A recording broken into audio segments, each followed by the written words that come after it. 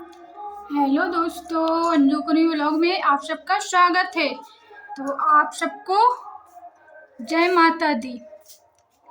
तो आज मैं आपको बताने जा रही हूँ माता रानी की चौकी। माता रानी की स्थापना कैसे करें, उनको विधिवत रूप से कैसे बैठा लें। तो अब लग गए नवरात्र और आज से पहला दिन है और आज शैलपुत्री माता का रूप में है। और इस बार माता रानी हाथी पे सवार होके आई है, यानी माँ लक्ष्मी के रूप में आई है। तो आप सबको विधिवत पूजा जरूर करें। इस बार सबके घर में माँ लक्ष्मी जरूर प्रवेश करेंगी, सबके घर में जाएंगी। और लक्ष्मी माता की चौकी तो हमने मतलब जो भी आप जहाँ पे भी भगवान को बिठालते हो उसी को अपन मंदिर कहते हैं और वही मंदिर माना जाता है, अपना छोटा सा मंदिर।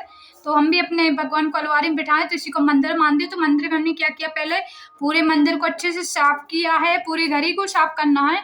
लेकिन मंदिर का बता रहे हो तो मैं मंदिर का ही बताऊंगी। तो मंदिर को साफ करें अच्छे से, उसको साफ कर लें, फिर उसको पोतें, फिर उसके बाद में विधिवत रूप से फिर एक पटाले यानी बाजुट, जिसको आप लोग चौकी, बाजुट, पटा और सारोट जो भी आप लोग कहते हो, तो इस प्रकार की आप लोग सारोट ले, जैसे कि एक जे हम लिए हैं इस टाइप से। तो इस तरीके की आप बाजुट लें और उसको अच्छे से साफ कर लें। और बाजुट के नीचे आपको थोड़ा सा गेहूं या चावल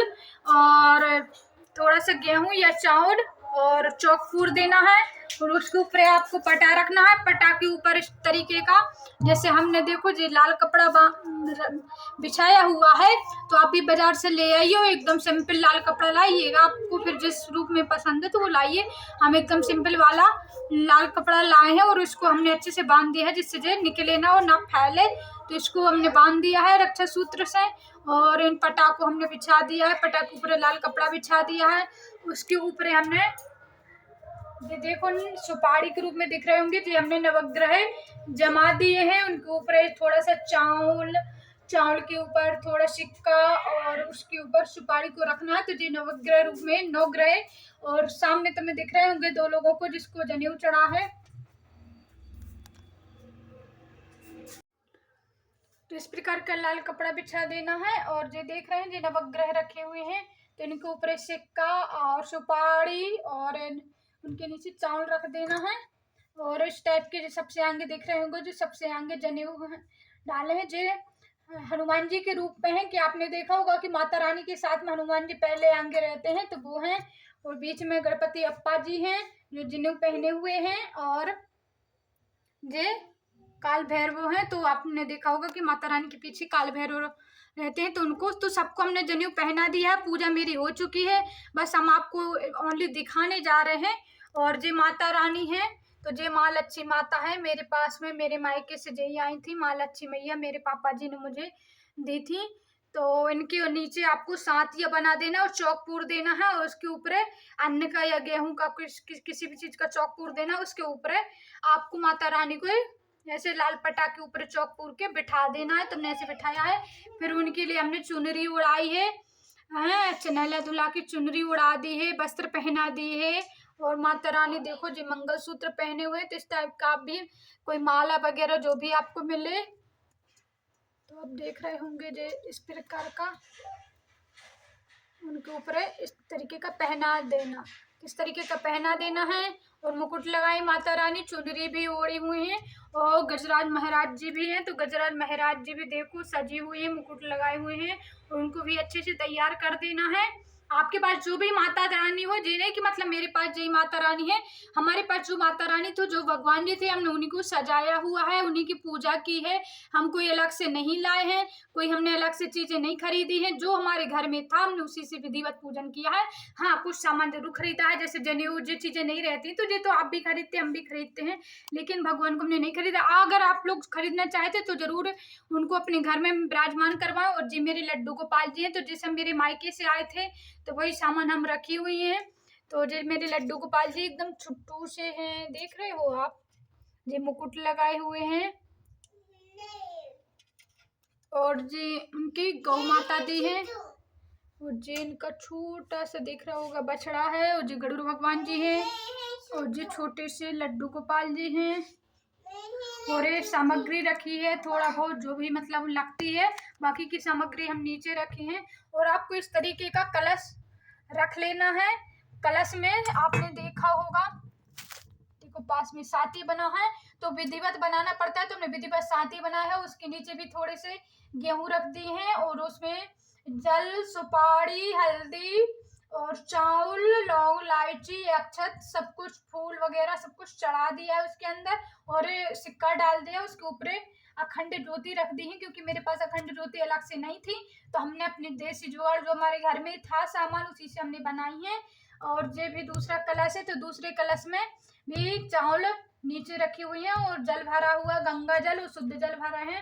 और इस पे में दिया में भी कुछ अन्न रखा है, उसके ऊपर नारियल रखे, नारियल के ऊपर वस्त्र चढ़ा है जो रक्षा सूत्र है। रक्षा सूत्र ही को वस्त्र मानते हैं, तो उसी के रूप में हमने वस्त्र चढ़ाए कलश को, दोनों कलश के ऊपर। दोनों कलश में गंगा जल और शुद्ध जल भरा हुआ है।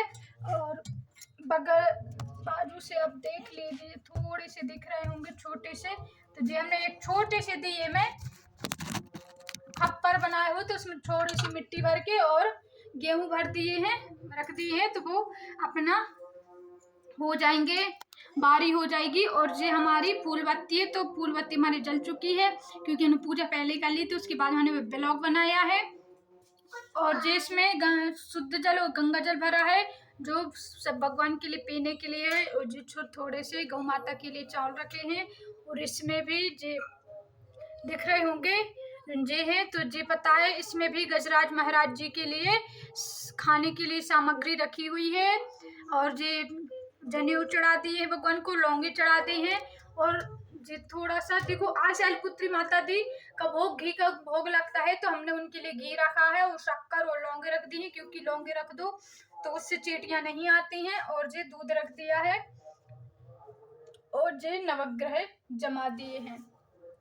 तो ये देख रहे होंगे, जे माता रानी का श्रृंगार रखा है, सब कुछ काजल से लेके बिंदी, सिंदूर, महावर, चूड़ियां, उनकी माला और पूरा श्रृंगार है उनका, जितना श्रृंगार रहता है माता रानी का, तो पूरा श्रृंगार रखा हुआ है। और ये भी वैष्णो मैया है, तो जो मेरी सासू माँ ने मुझे वो गई थी, तो उनने गिफ्ट में दी थी मुझे जी वाली जो फोटो है, तो जो मेरी सासू माँ ने मुझे दी थी, तो हम वो रखे हुए हैं। और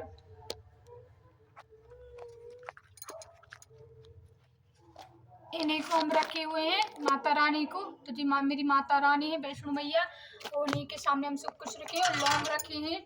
और सब लोगों को लौंगे, माता रानी को पान, बसीता, लौंगे जरूर चढ़ानी है। मेरे पास अभी पान नहीं आ पाए हैं, आप देख रहे होंगे। और यहाँ पे पता है आम के पत्ते लगाने पड़ते कलश में और अखंड ज्योति में, तो आम के पत्ते मेरे पास नहीं आए हैं अभी। और जैसे हमारे पास आएंगे तो हम जरूर लगा देंगे, तो आप लोग जरूर ध्यान रखें इसका, कि आप लोग के पास हो तो आप लोग जरूर लगा दे, या नहीं हो तो कहीं से मंगवा लें। तो आम के पत्ता जरूर रहते हैं, तो आम के पत्ते या पान हो तो वो रख लें। मेरे पास नहीं है तो मैंने नहीं रखे हैं, और आप लोग जरूर रखें। तो जो भी मेरे पास विधिवत था अक्षत, हमने सब कुछ पूजा कर लिए, तो आप भी इसी प्रकार से माता रानी के दरबार सजाइए और माता रानी को बिठा लिए और चुनरी उड़ा दी है। माता रानी का जितना हमसे बन सका तो हमने सब कुछ किया है। और आज शैलपुत्री है, तो आज पहला दिन है, पहला दिन माता शैलपुत्री के रूप में आती हैं, तो आज माता रानी का शैलपुत्री नाम है पहले दिन का। और आज माता रानी को घी का भोग लगता है, तो आज माता रानी घी का भोग लेती हैं। और ये हमने पंच ज्योति, जो पंच ज्योति है बहुत जरूरी रहती है, तो हमने पंच ज्योति माता रानी के लिए जलाई थी। देखो जी है माता रानी को पंच ज्योति, और बीच में कपूर रखा था। और ये 5 ज्योति है, तो 5 ज्योति और बीच में कपूर रख के जला दिया था, तो माता रानी की आरती कर ली थी। तो और अगर आपके पास इस टाइप की आरती ना हो तो इस टाइप की भी हो, मेरे पास दोनों हैं। जे मेरी मायके की मम्मी ने मुझे अभी दी थी, तो 2 ले गई थी, वो एक वो अपने लिए ले गई थी और एक मेरे लिए दी थी। और जे मेरे लिए पहले की है, मेरे दहेज में आई थी, तो जे वाली भी है। तो इसमें हमने मतलब नहीं रख पाए उसको, वो आ गई थी मेरी मायके की मम्मी, वो लाई थी, तो हमने उसे रख दिया है। और इसमें भी आप ऐसा करना कि मतलब अगर आपके पास ऐसे भी आरती हो, जो भी आरती हो उसमें 5 बत्ती बना के और एक साथ में भी आप जला सकते हैं, तो इस प्रकार भी पंच ज्योति बन जाती है। आटे की भी फूल बत्ती बना के आप कर सकते हैं, जैसे आटे के जे पंच बना सकती हो, ऐसे पंच ज्योति बना सकती हैं और उसकी भी आप पूजन कर सकती हैं। तो जितना आपके पास भी हो आप अपने श्रद्धा अनुसार से भी तैयारी करिए। तो मैंने इस प्रकार कर दिया, सब लोगों को अक्षत चावल चढ़ा दिए हैं। फूल मेरे पास नहीं है तो फूल मैंने अभी नहीं चढ़ाए हैं, जब मेरे पास आ जाएंगे तो मैं चढ़ाएंगे, क्योंकि मेरी व्यवस्था भी नहीं बन पा रही है कि मैं फूल मंगवा सकूं और मैं मार्केट जा नहीं सकती, क्योंकि अब मैंने अखंड ज्योति जला ली है। तब हम कहीं नहीं जाएंगे और ना कहीं जा पाएंगे और ना जाना चाहिए। तो आप लोग अखंड ज्योति का एक नियम है कि अखंड ज्योति अगर आप अपने घर में जला रहे हैं तो गेट लगा के ना ही जाए। हाँ, कुत्ता बिल्लियाँ रहते हम समझ सकते हैं, तो वो कर सकते हैं, लेकिन आपको घर से ज़्यादा दूर नहीं रहना, किसी न किसी व्यक्ति को रखना है घर में। तो मैंने अखंड ज्योति जलाई तो इसलिए मैं कहूँ नहीं जाऊंगी, मैं अपने घर पे ही रहूंगी और मैं अपनी माता रानी की भक्ति में लीन रहूंगी।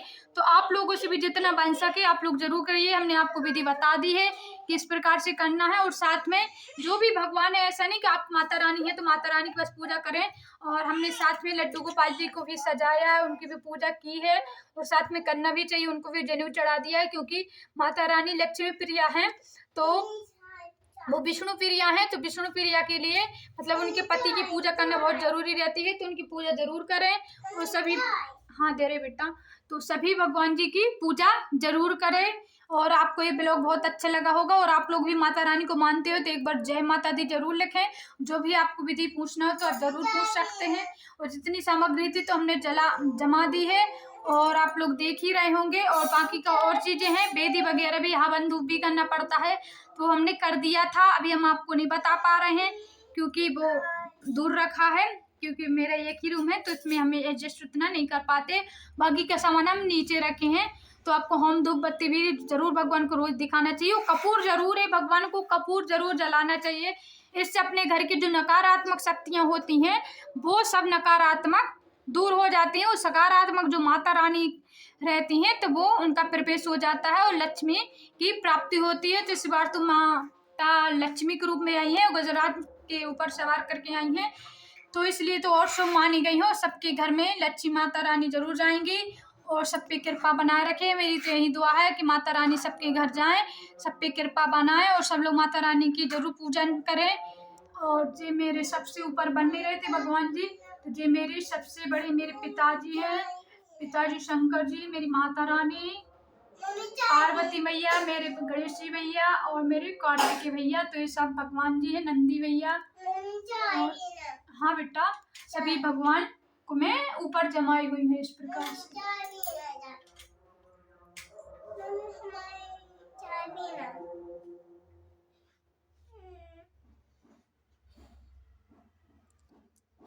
तो ब्लॉग से मैं ले रही हूँ विदा और बहुत काम है तो मैं अब वो करूँगी। और ब्लॉग से मैं ले रही हूँ विदा।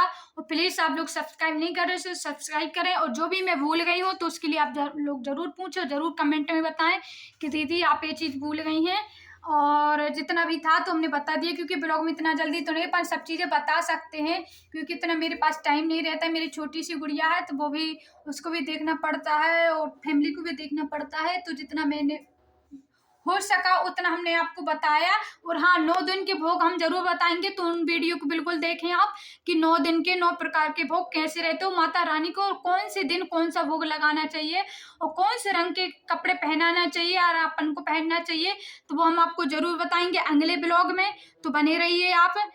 इस ब्लॉग से मैं लेती हूँ विदा। तो जय माता रानी। आप लोग भी जय माता रानी बोलिए और कमेंट में जय माता रानी लिखिए और लाइक करें, शेयर करें, सब्सक्राइब करें। जय माता रानी।